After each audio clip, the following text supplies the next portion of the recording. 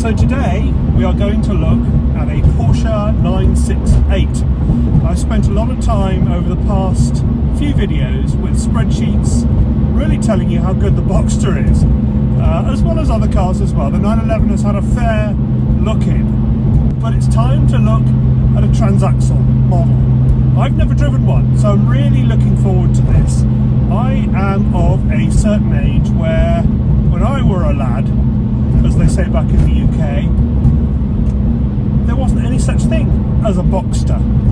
Boxsters came out in '96, but before that, in the very middle 70s actually, I should say, I was going to say early 80s, we had the 924, and then after that, various iterations of the 944, 944, 944S, 944S2, and then what I'm going to look at today, which was originally going to be the 944S3, but Porsche changed so much about it when they were developing it that they called it something different, the 968, and we'll get into that a little bit more when I get to the car. So we're on our way to Nyack, New York, a little town north of New York City on the Hudson River, to Speedwork, which is a shop in Nyack who've got this 968 coupe manual, and frankly this is a car I've admired for a long time.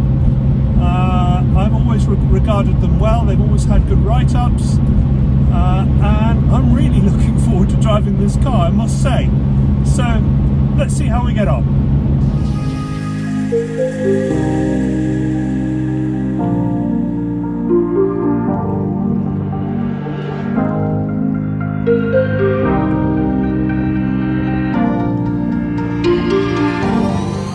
So whilst you can trace the roots of this car back to 1976 and the Porsche 924, Porsche only actually made this car between 1991 and 1995, and just under 13,000 of them were made, including the 4,665 that came to the US and Canada, of which roughly 50% were coupes like this one. So in the general scheme of things, it's not that rare, but when you compare it to, say, the Porsche 996 like mine, 175,000 of those were made, so you're unlikely to see too many of them on the road if you're driving one. And if you do, you will get respect from people who know their cars. These cars were light, sporty cars out of the gate and had plenty of power to have fun with. 237 bhp from a standard model. In fact, they were all standard models as far as the engine is concerned. Porsche built just 14 Turbo S models with 305 bhp and just 4 Turbo R S models for privateer racers with 337 bhp. The European Club Sport version had no extra power but saved some weight over the standard model and frankly looks utterly wonderful.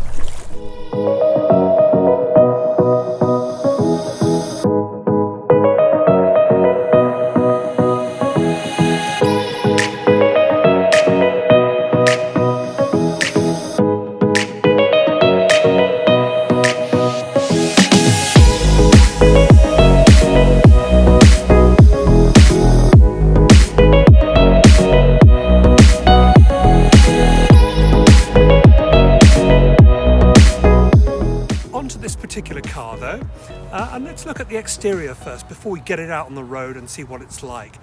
This car has the front lights from a 993. Well, actually it's the other way around. The 993 has the 968 lights. This came out in 91, remember, the 993 in 94. So this rather set the pace for future 911 models, at least in one respect, and is quite different to the 944 that came before it, so you can start to see why they were justified in giving this a new model name.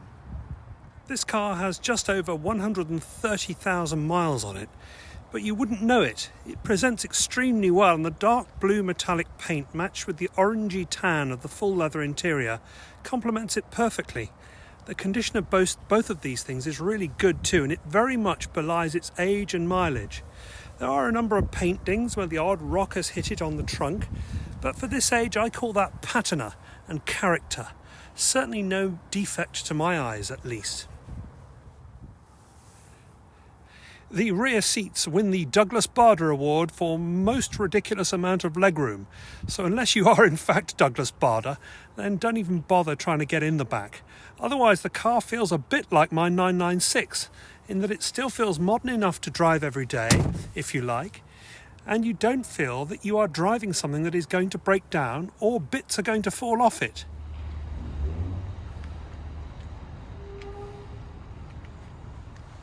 Inside, it's also pretty well equipped. Sure, there's no GPS, but isn't that a merciful relief? You don't have a piece of technology that's going out of date, nor a screen pulsing at you the whole time. But you do have part electric and heated seats, a reasonable aftermarket stereo, and air conditioning. I can't test that because it's pretty cold here down by the river today. Not much to say about the back of a 968, to be perfectly honest. The hatchback makes it practical, and it's roomy enough even with that huge subwoofer in the back of this one. So then, let's get this thing out on the road, see what it's like. I can't tell you how much I've been looking forward to driving one of these. I've wanted to drive one of these for a very long time. I'm more excited about this than I have been about driving a lot of other cars. So let's see how we get on and how we go. All right, we are out in a 968, and what a joy it is to be out in a transaxle car. Never driven one before. This feels good, it feels comfortable, it feels a little bit older than you would be used to driving a new car, but actually if you're driving a 996 I think you would feel very familiar with a lot of what's going on in here. The steering feels a bit more solid, a bit more firm, a bit more harder to turn maybe than the very servo assisted cars that they're making these days. But otherwise, I'm very comfortable. I've got my air conditioning on, I have got my seat the way I like it, and we're cruising along nicely. When I give it some welly, without abusing it shifts very well and makes a reasonable sound as well. 4 cylinders in this, 3 litre 4 cylinders no less, and plenty fast enough. And the ride on it is not too dissimilar to my 911. Now, what do I mean by that? What I mean by that is it's a usable car, and that's what I like about my 911 the most. When I want to press on, there is enough handling in the car for it to go around corners at a speed that I might want to take. But when I want to just cruise along, mosey along on roads which are not perfect, I don't feel that my fillings are about to fall out in my teeth. So the ride on this already gets a big thumbs up from me. Okay, second gear, foot hard down. Not going up to the red line because I don't want to abuse somebody else's car, but that is plenty fast enough. 237 bhp, remember, and I don't think it needs a lot more than that, to be honest with you. I think it's fine. It will keep up with most things these days. You can go into fifth, and we can also go into sixth and just cruise along quite merrily. Yeah, this is a place I could be quite happy in, to be perfectly honest, especially with the colour of this car. I think whoever spec'd it when it was new got the colours really nicely done, actually.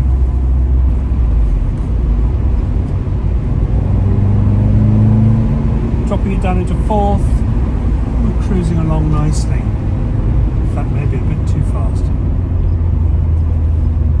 This is a proper sports car. This is a proper sports car. I sit low down, but not too low down. I have a manual gearbox. Oh, I've forgotten how much I like manual gearboxes, driving my Tiptronic around all the time. Don't know what a Tiptronic one of these would be like, actually. Yes, a proper bit of kit, this. This is a proper Porsche. And anybody who bemoans 4-cylinder engines in the 718 Boxster should go back and try one of these, because this is where it all started, in fact, before this, in fact. But I don't have a problem with 4-cylinder engines. I didn't when I drove the 718 Boxster, actually. I thought it was a superb vehicle.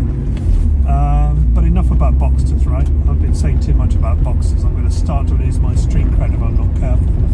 But this particular 4-cylinder engine, I think it's got character.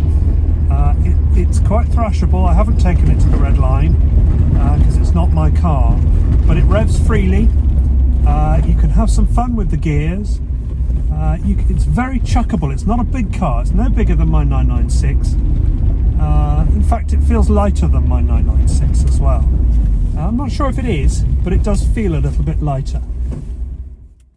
Overall then, just delighted to drive another Porsche, to be perfectly honest, and I've loved this car. This is a really good value for money sports car of old. It feels like a Porsche made back when build quality mattered to them. I think we're probably getting back to that now with the newer ones, but certainly with the 996 at least, they were looking for a higher margin car there. And this car, this particular 968, was built before that business model came into effect, and when Porsche were in fact going through some pretty dire times.